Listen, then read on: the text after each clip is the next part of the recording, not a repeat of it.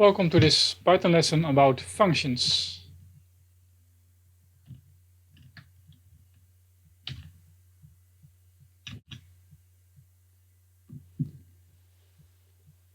Functions can be seen as parameterized code blocks that can be reused. So these are pieces of code that you define once and it can be used in several locations of your program. So why would you use functions? Why would you define functions? First of all, if you define functions, for example, to do some standard computation, you can use that function in several locations in your program and maybe even in different programs that you write. So it maximizes code reuse and minimizes redundancy. Also, it helps you in cutting your code into pieces. If you have a very long piece of code that generally is not very clear, and if you can write several functions, each implementing part of that large piece of code, the code is more clear, better maintainable. So to give an example of the first reason, suppose you would need to compute the mean of a list of elements at several locations in your program. In each location, you could write a mean function. You could write the code to compute the mean, which is a few lines of code. It's not complex, but you could also write a function to compute the mean and call that function in each location where you need to compute the mean. The advantage is that your final code becomes less. And also, if you made an error in your mean computation and you copy this code at several locations, fixing it is quite a hassle. Whereas if you've written one mean function, you only need to fix the mean function if there is an error. So how does a function definition look like? Ignore the import math for this time. This shows a function definition. The function name def means I am going to define something, a function. This is the function name. Then there are two curly braces that show that it's a function call of a function definition. And then here are the arguments of the function. Let's say the parameters of the function. In this case, it would be a list of values from which we're going to compute the mean.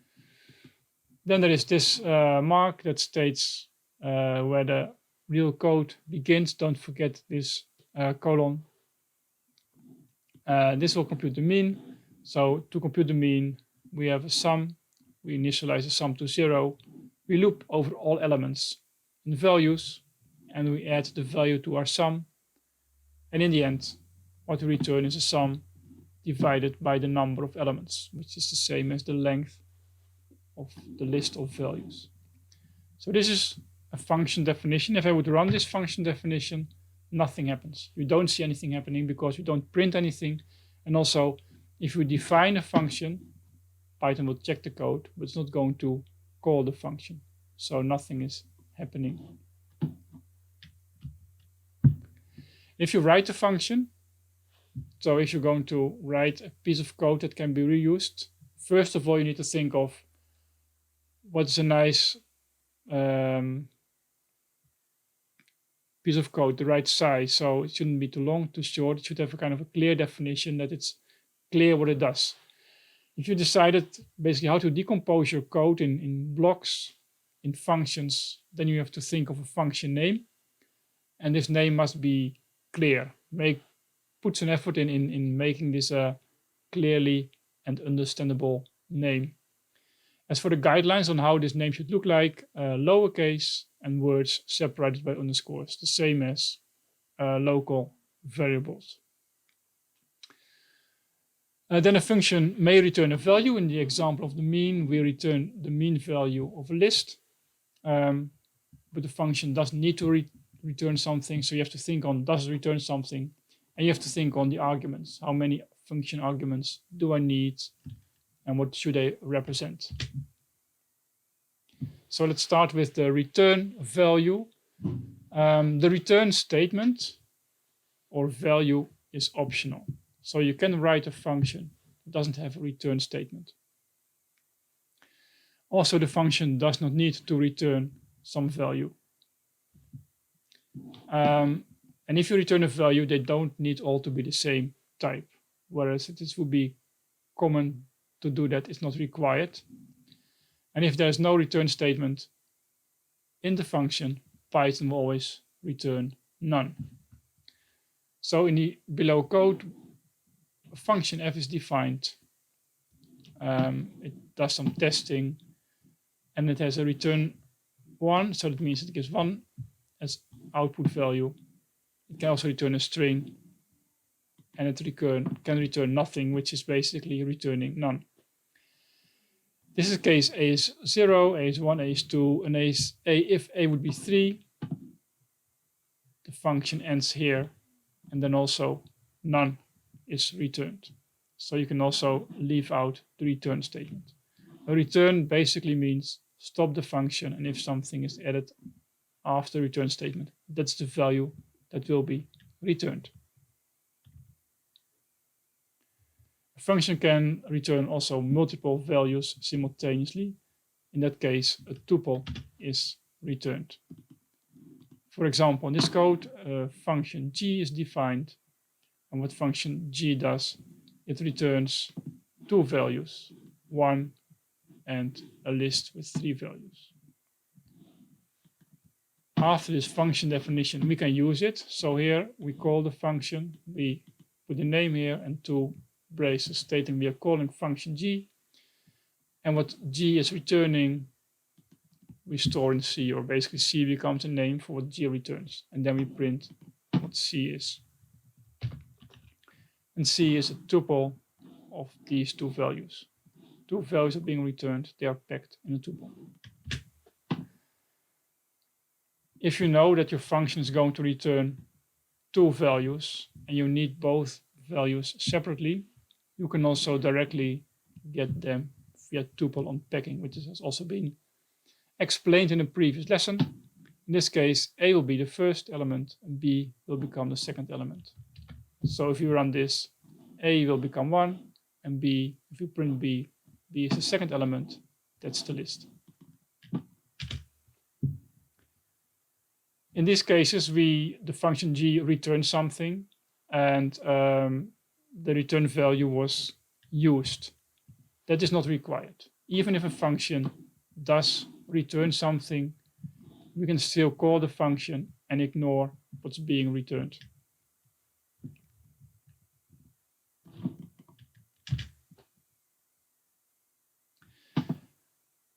Next is the function arguments. I discussed the return values, and the other thing you have to decide on is how many arguments does my function need and what values should be provided for each argument.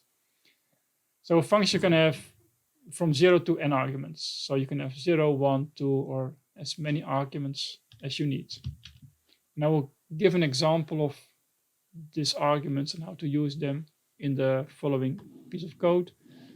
I define a function f, don't forget this one, with 4 arguments.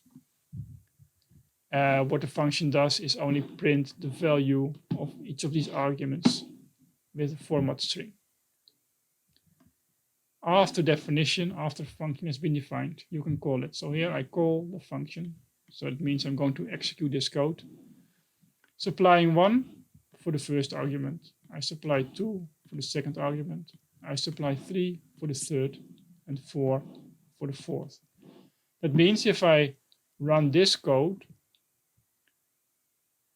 Python will start executing this code with these values for these arguments. So arg1 is 1, etc.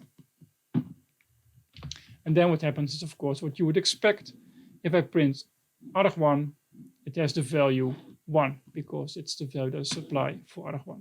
This matches this, etc. The number of arguments must match. If I want to try to call the same function, which requires 4 arguments, and I supply only 3, you will get, as expected, an error message. the message reads f is missing one position argument, arg4. And that's correct because for the first three arguments, for those a value is provided, but for arg4 there is no value provided. So function definitions, especially if you start using functions in other libraries, can have many arguments. And sometimes you're not really interested in filling in those arguments because there are default values for those arguments that would work well.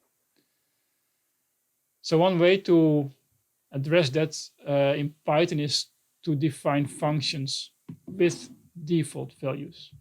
And that is shown here. Don't see, I see that here is a colon missing. But anyway, this is the definition of f. It has two arguments, and what you see is a value is provided for each of these arguments. That means there's a default value. That means if you don't specify any arguments to f, both of these arguments will have their default value. If you define default values, you must start with the last argument. In this case, all arguments have default values. If you want to specify one default value for an argument, you can only do that for the last one. Why that is the case, that will become clear later. Otherwise, Python doesn't know exactly which value belongs to which argument. So this is invalid. This is a default argument, and you can only do that for the last. Start at the back and the first arguments. If you have arguments without default values, they must be the first ones. By the way, notice pass statement, which basically is an empty statement. And again, notice that the colon is missing. And the default value will be used if no value is provided when using the function. So for example, the same function again. In this case, each argument has a default value. I'm running this code, so this function is defined now. So in this case, I can call f without any arguments. And then what's happening is that for each of the arguments, the default value is being substituted. So arg1 has the value 1, etc. And I print these values here. If I supply one argument, this will be the value for arg1. And the others don't have a value supplied. So for those, default value will be used. So this prints 8 for the first one, and for the others, the default values. And note there is in this currently no way to, for example, specify only a value for arg4 and use the defaults of these others. We will come to that later. Again, similarly, two values, 8 and 9 for arg1 and arg2, and 3 and 4 have their default values. So as I said, in this way, it is not possible to specify the value of the last argument unless you specify all arguments. That is sometimes inconvenient because maybe I'm happy with all these default values and I want to specify this one. So it is also possible in Python. And it looks like this. This is called a keyword argument. Note the difference between default arguments and keyword arguments. Default arguments are in the function definition, and they specify what value to use if the argument is not provided when calling the function. In a keyword argument, you specify for a specific argument the value. So in this way, we can state arg2 should be 9, and we don't care about arg1, arg3, or arg4. So for those, still the default value will be used. So if you call this one, arg1 has the value 1, arg2 is 9, and arg3 and arg4 still have the default value. You can even combine keyword arguments with this and these we call positional arguments. In this case, the 9 matches arg1, arg2 is not provided, arg3 is not provided, arg3 is provided as an 8, and arg4 is not provided. So if we print this, you would get 9, 2, 8, and 4 for the arguments. So these are all the options that you can have for specifying arguments. These are positional arguments. These are keyword arguments. And similar to default arguments, the positional arguments go first, and those are followed by the keyword arguments.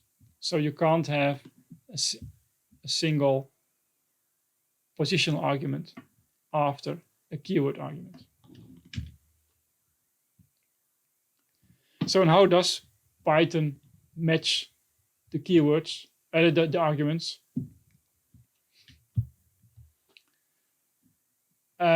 First, all non-keyword arguments are matched on position. So those are the positional arguments. Those are the first arguments that you provide with the function. The first go to the first argument, the second to the second, etc. Then keyword arguments are matched by the name. And if there are any arguments remaining, they should have a default value. And also note that, except for the default values, every argument can only have one value specified. Some examples demonstrating that. Again, the same function, 4 arguments with default values. This is straightforward. arg2 has value 7, so we print 1734. Again, in this case, a positional argument, this one matches this. Keyword arguments, argument 4 has value 7. These are not supplied, but we have a default value for those. So for all arguments, that is a value, and this is valid.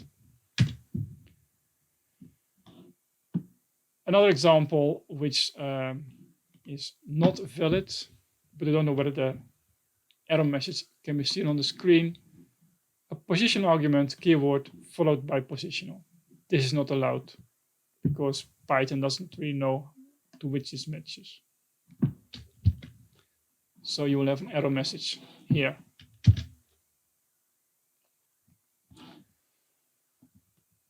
Another thing about argument passing that you should realize is that whether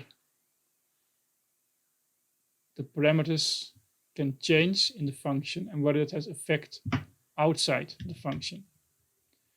For this, it's good to know that arguments are passed by reference. That means when you call a function and supply, for example, a list as argument, the list is not copied, but the same list is being used in the function. And if you change the list inside the function, the list outside the function also changes. So let me show that here. This is a function argpass 2 arguments.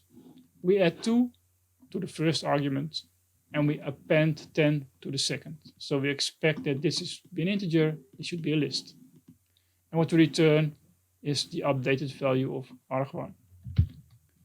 So if we define A to be 1, B to be a list, we can call argparse A with A and B, and we can print the resulting C value and also what has happened with A and B.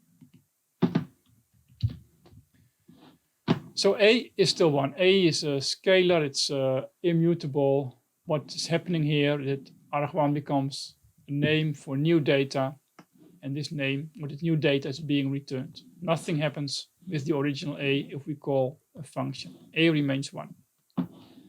B is the second argument, arg2, is a list.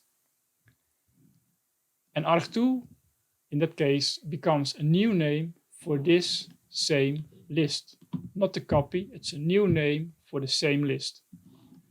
So if I change the list inside the function, then I am also changing this list because it's the same list. So if I print B, after having called the function, we see that the list, which used to be 1 and 2, now also contains as last element 10. This 10 has been added inside the function. We changed R2, but R2 is another name for B, so we also changed B. So mutable vars, if you change them in the function, they will also have effect outside the function. If you don't want this effect, make sure you supply a copy of the value to the function.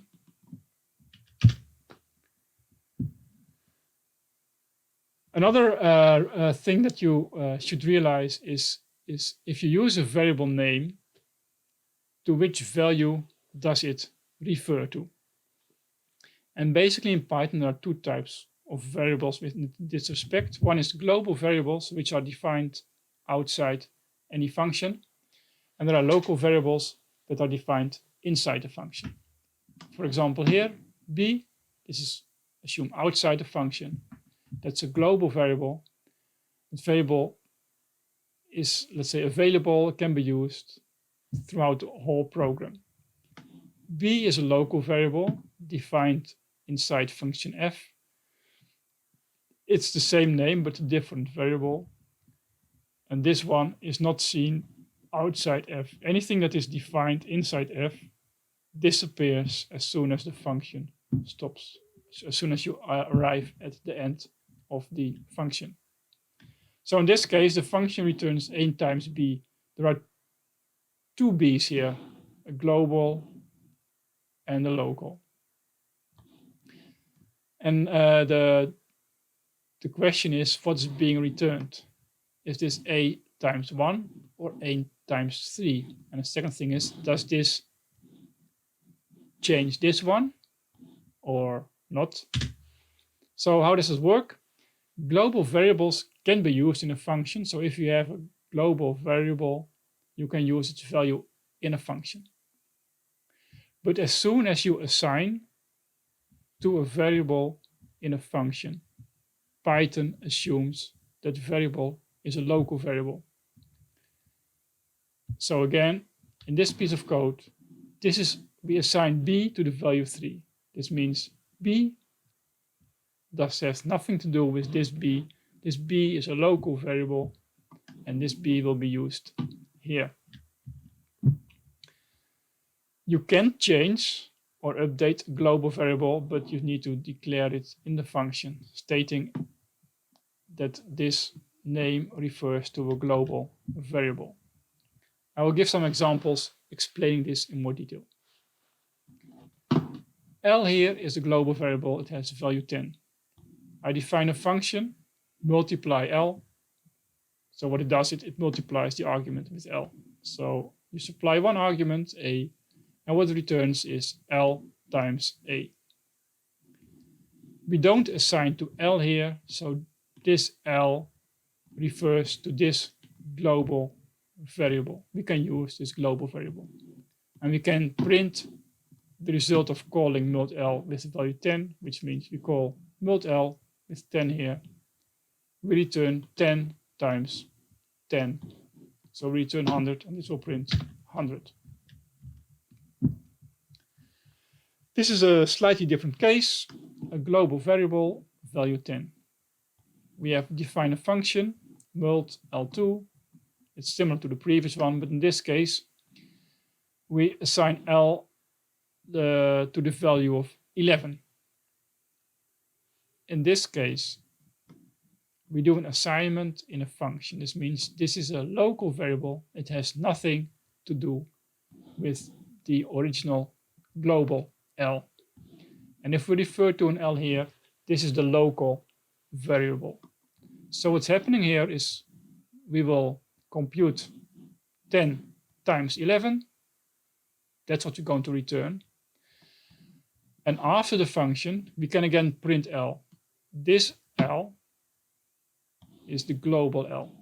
This L is not can't be this because this L is inside the function. So this is the global L, and we will see that the global L has not been changed by this statement.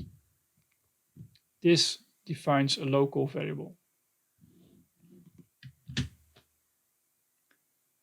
Suppose we would want to change the global variable, we must tell our function definition. If we're going to use L, it mustn't be a local variable, but we are referring to the global one.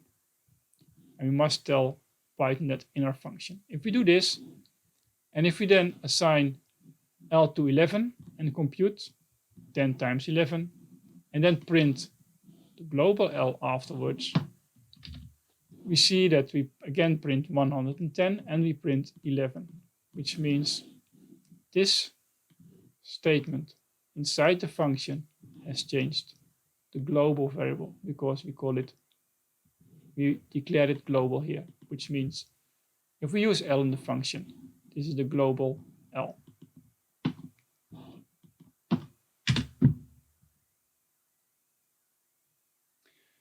A slightly different case. In this case, we have L not an integer, but L is a list. And again, L is visible inside this function. L can be used in this function. L can be changed in this function. This is not an assignment. This is a change. It's perfectly valid. So this function, what it does, it appends the value of A to the list, and then does some computation in A times the first value of L. If I call this function with 30, this is 30, I append 30 to the list, I multiply 30 with 10. So I compute 10 times 30 is 300, and I print the global list, and it now has 30 added, because this can see the global variable and can change it.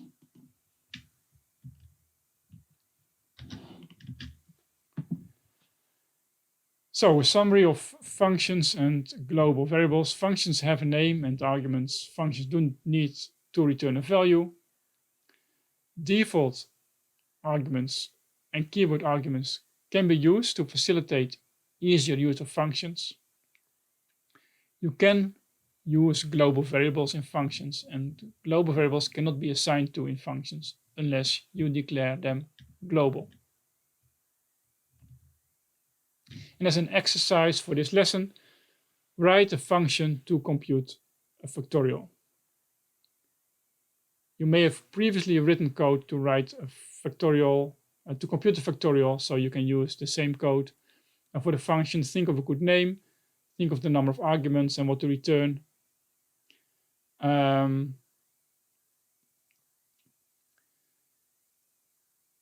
And you could, if you want to extrude it as well, you could also use the fact that the factorial of n is n times the factorial of n minus 1, and also knowing that the factorial of 1 is 1, you could write a factorial function that doesn't have a loop, but instead calls itself in the right way. That's called the recursive solution. Both solutions are in the Jupyter notebook that comes with this lesson.